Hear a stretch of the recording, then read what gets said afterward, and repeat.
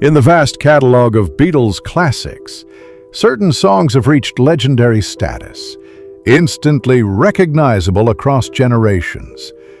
But hidden among the hits are tracks that never received the spotlight they deserved. One of these is a Paul McCartney composition that insiders, including producer George Martin, regarded as one of his strongest. Even McCartney himself once described it as a good piece of work. But it somehow slipped through the cracks when the Beatles were at their creative peak.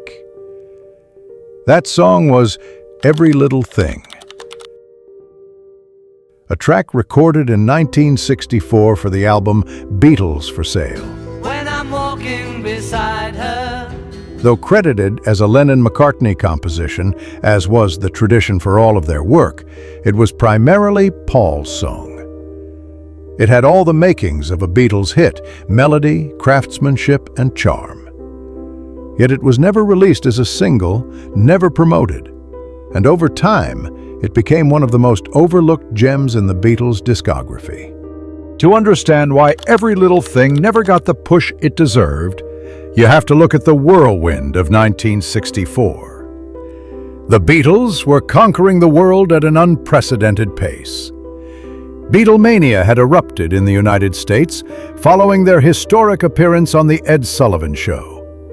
Their films, records, and live performances were breaking records across continents.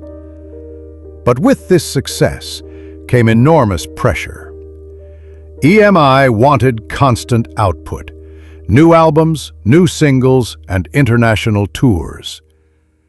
By the time they were working on Beatles for Sale, the band was exhausted. The sessions in late 1964 were marked by fatigue, with John Lennon writing many of the darker, more introspective tracks that defined the album's mood. Against this backdrop, Paul brought in Every Little Thing. McCartney later admitted that Every Little Thing was an attempt to write a hit single. He wanted to craft a song that could stand alongside the Beatles' biggest smashes of the early 1960s, like She Loves You and Can't Buy Me Love. The lyrics were simple but heartfelt, focusing on gratitude for a partner whose love made life brighter. Despite Paul's intentions, John Lennon ended up singing lead vocals. This was not unusual. Sometimes Lennon or McCartney would take the lead on each other's songs if it suited their voice better. John's delivery gave the track a slightly edgier tone, balancing Paul's sweetness with a rawer edge. Every Little Thing was recorded at EMI Studios in September 1964. The band kept the arrangement straightforward: guitars, bass, and drums, with George Martin adding piano and timpani to give the song more depth. The timpani in particular was unusual for a Beatles track at the time, foreshadowing the experimental touches that would later define their mid to late career. Paul handled the bass with his usual melodic flair, and George Harrison contributed subtle but effective guitar lines. Ringo Starr added his dependable drumming, keeping the rhythm tight without overshadowing the song's melodic core. So why didn't Every Little Thing become the single Paul hoped for? Timing was everything. By late 1964, Lennon was dominating the Beatles' output, with songs like I'm a Loser reflecting his more introspective mood. The label wanted singles that captured the energy of Beatlemania, not quieter tracks about domestic happiness. Instead, I Feel Fine was chosen as the next major single, and Every Little Thing was tucked away on Beatles for Sale. The decision made sense commercially. I Feel Fine was a massive hit worldwide, but it left McCartney's effort underappreciated. So, why didn't Every Little Thing become the single Paul hoped for? At the time, few critics singled out Every Little Thing. It wasn't flashy, it wasn't groundbreaking, and it didn't push the Beatles' sound into new territory. Yet those who listened closely could hear its craftsmanship. The melody was strong, the lyrics sincere, and the arrangement inventive. George Martin later praised the song, agreeing with McCartney's own assessment that it was a good piece of work.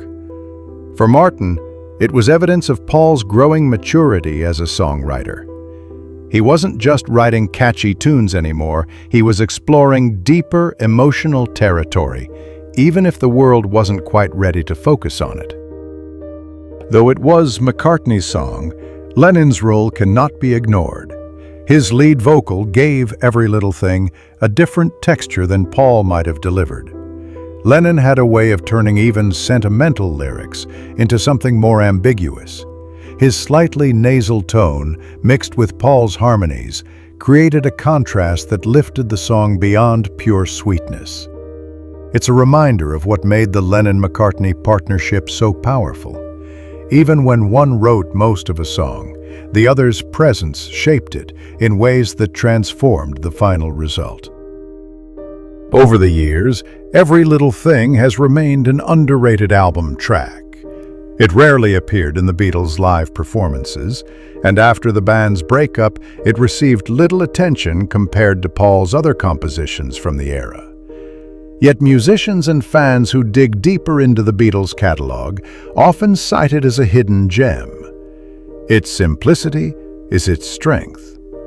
Unlike the more experimental tracks that followed, Every Little Thing captures the Beatles at their most straightforward. Four young men making a song that feels effortlessly timeless.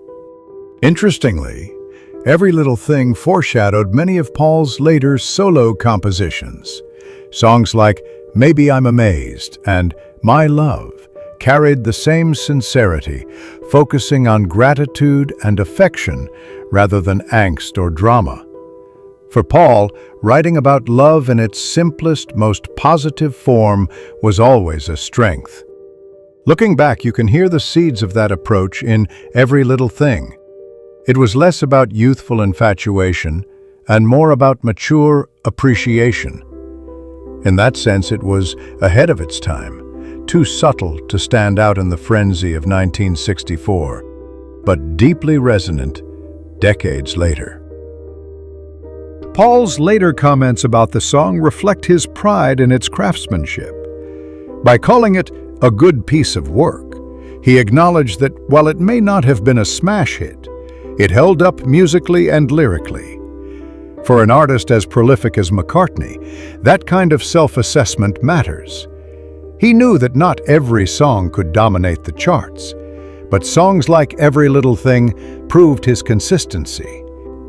Even his overlooked tracks carried a level of quality that many bands would have killed for.